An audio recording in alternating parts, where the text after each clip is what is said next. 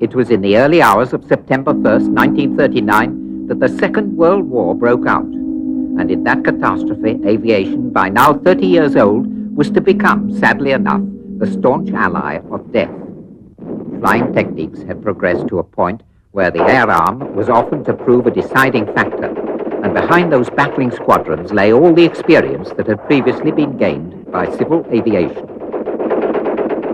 On the other hand, the war brought with it a wealth of experience which it would have needed a much longer period to acquire in peacetime.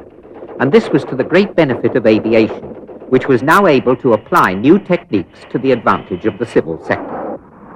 For instance, even before the war ended, the limitations of the old piston engine were widely recognized. This led to the adoption of the jet engine, which had been designed and tried out in previous years, but had not yet been put to practical use. Another sector to develop enormously in wartime, and to the subsequent advantage of civil aviation, was aircraft instrumentation. Because of the great contribution it has made to flight safety, radar undoubtedly has a place among the major benefits that science has given to mankind. And greater safety has meant that aviation now influences, conditions, and even determines certain aspects of civil life. Take helicopters. They have been brought to such a pitch of perfection that they are almost unrivaled in many branches of flying. Today, flying is said to be within everyone's reach. In some countries, people have learned to use aeroplanes before knowing how to ride a bicycle. We fly for purposes of work, for pleasure, or just for the joy of being airborne. Air tourism is becoming increasingly widespread, and in Alaska and parts of Africa, the aeroplane is used in much the same way as a car. In fact, in those countries, certain journeys can only be made by air. As in the early days, many of the best pilots started flying as a hobby, and it is a hobby that is becoming increasingly popular.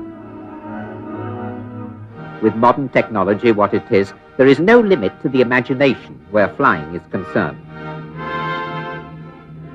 Having long since shed their propellers, airplanes with swept-back wings now look more and more like rockets, and it is here that the future of aviation lies.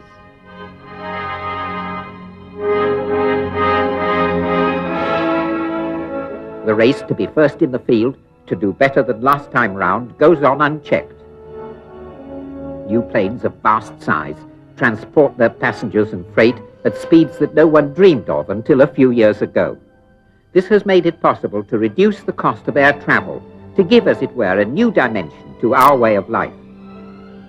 It is by these means that economic barriers which have stood in the way of contacts between the peoples of one continent and another can be abolished. What then?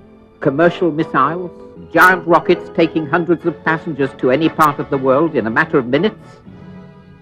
Man's dream, prompted by watching birds in flight, has become a reality. Man, too, can soar aloft. He, too, is master of the skies, of limitless space, offering as never before a vast training ground in which to prepare for new ventures, new conquests.